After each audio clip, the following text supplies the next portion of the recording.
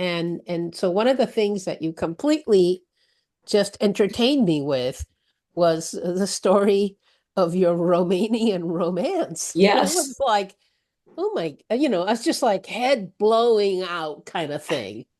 Well, the irony of the whole event where we met was that I would be in that position of working with the head of the Romanian intelligence organization because of the fact that part of my romance story, which I will tell, was being sent home to the United States for falling in love with a Romanian, Oh, which that was was a not risk, allowed. which was a risk to our national security. But I'll just say And as an that the year aside, was, just to put it into yes, context, what year was that? 1992. Yeah. 92. 1992. And so, just to say, the station chief in Bucharest at the time is spending the rest of his life in prison for selling secrets, Oh, as is his son. So, I would like to say I'm not the biggest threat that they ever had. But anyway, like I said, Really? The yes, CIA station chief? yes, yes. Not Oh, not while he was in Romania, a later tour, and his son is there with them. So, they okay. kind So, of put their eggs in the wrong basket so there. what? yeah. So who is that? Jim Nicholson, is that right? Is that, Oh yeah, Jim Nicholson. Yeah, yeah, yeah. I didn't know him, but I recognized so the you name. see, I'm not Yes, the biggest threat. you But were anyway, you were just falling in love. I mean, well, you I know. will just say this more for Julia's background because Carmen knows me better, is I have always lived my life wanting to have no regrets if I could do anything about it. So I met my husband. I was 23 when I arrived in Bucharest. The revolution had happened about 18 months before my arrival. I ended up in a One of the country, very bloodiest of at least, the only bloody one, yes, yes. the only one where people died. And I land there excited. I had been a Soviet studies major, which then went out the door when the Soviet Union fell apart, but whatever. So I was excited to be there. But I knew that you weren't allowed to fall in love with locals. So I wasn't thinking about that. And like I said, I was 23 when I arrived. But one of the first people I met was the person I ended up marrying. He and several of his friends were revolutionaries, for lack of a better word. After the revolution happened and things were clearly not becoming a democracy with Iliescu in power, they spent lots of time at University Square when the miners came in and beat them up and all these things. And so he and some of his friends decided they would start an organization called Pro Democracy.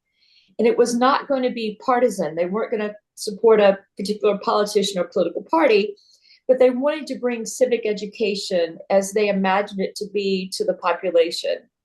And one of the first steps was to make sure that Romanian people felt like they could believe in the sanctity of the ballot.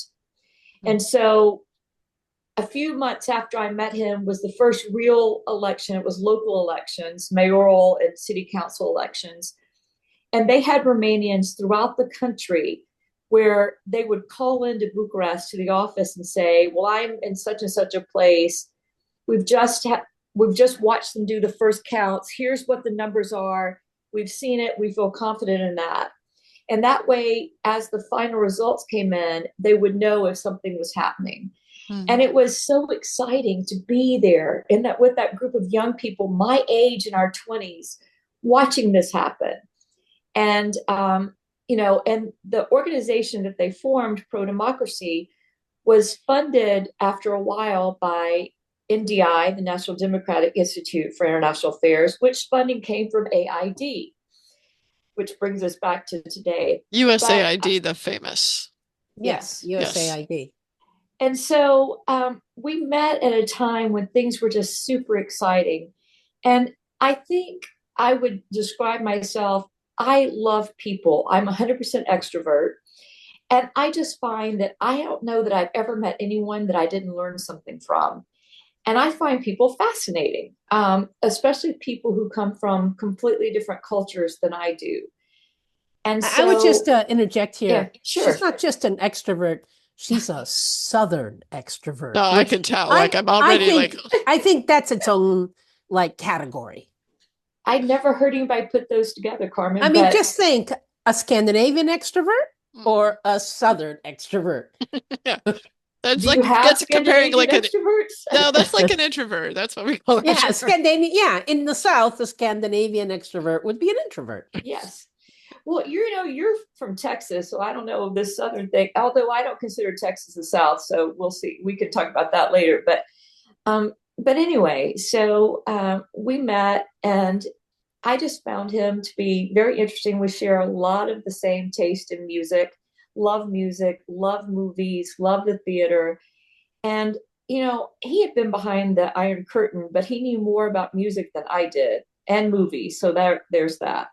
But the only music that I love that I haven't convinced him is good is Grateful Dead, but I've just given up on that. That's not going to happen. Yeah. So, So he but has good taste. yeah, oh, now. Sorry. They're in the they were what the Kennedy Center honors this year, so I was happy about that. But no, so we just got to know each other better, and it became very clear to me anyway that if the rules were not what they were, we would have a different type of relationship. So I am a rule follower, so I couldn't break the non-frat rules. So I went to my boss and I said, "This is how I feel." And he went to his boss, the ambassador. In less than 24 hours, I was on a plane being sent back to America and had my security clearance taken away. Wow. So, Were you grateful? I mean, what were your feelings around that? grateful was not the Not the word I would word. use. I Yeah. was terrified Yeah. in some ways because all I had ever wanted to do in life was to be a diplomat. I luckily passed the exam first go around, and so it had been fortunate, and this was what I was going to do. But, I, even at that age, I think I realized that good possible life partners don't come around every day. Right. And when you met one, it was worth doing what you had to do to try to make it happen.